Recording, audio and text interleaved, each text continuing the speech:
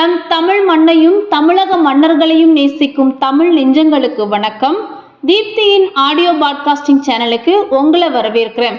முழுக்க வரலாற்று தொடர்பான கதைகளையும் வாழ்வியல் தொடர்பான கதைகளையும் இந்த சேனல்ல நம்ம தொடர்ந்து பார்க்கலாம்.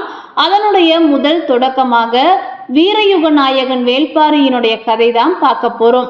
வீரயுக நாயகன் வேள்பாரி சு வெங்கடேசன் அவர்களால் எழுதப்பட்டு ஆனந்த விகடன்ல தொடரா வெளிவந்தது. பொன்னியின் செல்வனுக்கு பிறகு மக்கள் மத்தியில அதிகமான அளவு வரவேற்பை பெற்றது இந்த நாவல். முழுக்க கற்பனை கலந்து எழுதப்பட்ட இந்த வேள்பாரி நாவலினுடைய கதை சுருக்கத்தை முன்னுரையா பார்த்திடலாம். தன்னலமற்ற உதவி உள்ளத்தாலையும் அன்பு வழிபட்ட வாழ்வியல் மரபாலையும் பாரியின் புகழ் தமிழக நிலமெங்கும் பரவி கிடந்தது.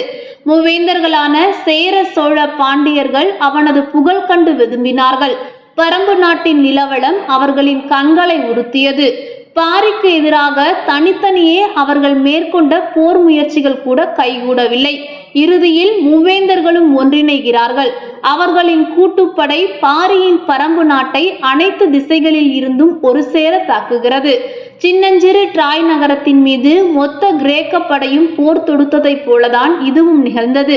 தலையலங்கானத்து போர், வெண்ணிலை போர், வாகை பரந்தலை போர், கழுமல போர் என சங்ககால தமிழகம் குருதி பெருகெடுத்து ஓடிய எண்ணற்ற போர்க்களங்களை கண்டது. அங்கெல்லாம் நடைபெற்ற போரில் மூவேந்தர்களில் யாரேனும் ஒருவர் மட்டுமே வெற்றி பெற்றார். மற்றவர்கள் தோற்று ஓடினார்கள். ஆனால் பரம்புமலை போரில் மட்டுமே மூவேந்தர்களும் ஒரு சேர தோல்வியை தழுவினார்கள். தமிழக வரலாற்றில் அதற்கு முன்பும் அதற்கு பின்பும் இத்தகைய வீர சரித்திரமான நிகழ்வு ஒன்று நடைபெறவில்லை.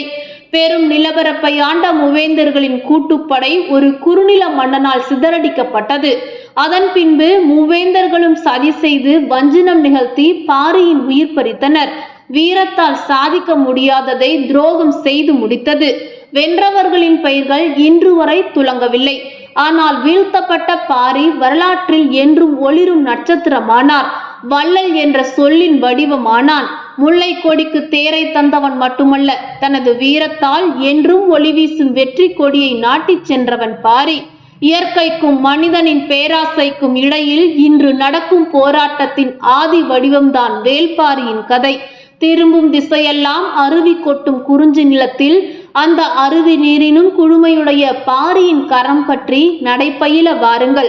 சிற்றரசனாக இருந்து ஒரு பெரும் பேரரசை தோற்கடித்த வீரயுக நாயகன் வேள்பாரியின் கதையை தெரிந்து கொள்ள வாருங்கள். தமிழகம் குறிஞ்சி முல்லை மருதம் நெய்தல் பாலைன்னு 5 நிலங்களா ஆளப்பட்ட போது எப்படி ஒரு இனக்குழுக்கள் சமூகமா உருமாறுச்சு, எப்படி ஒரு தனி மனிதனுடைய சுயநலம் ஒரு பெரும் சாம்ராஜ்யத்தையும் ஒரு பெரும் போரையும் உருவாக்குச்சு அப்படிங்கிறத இந்த வீரயுக நாயகன் வேள்பாரி கதையை படிக்கிறது மூலமா நம்ம தெரிஞ்சுக்க முடியும்.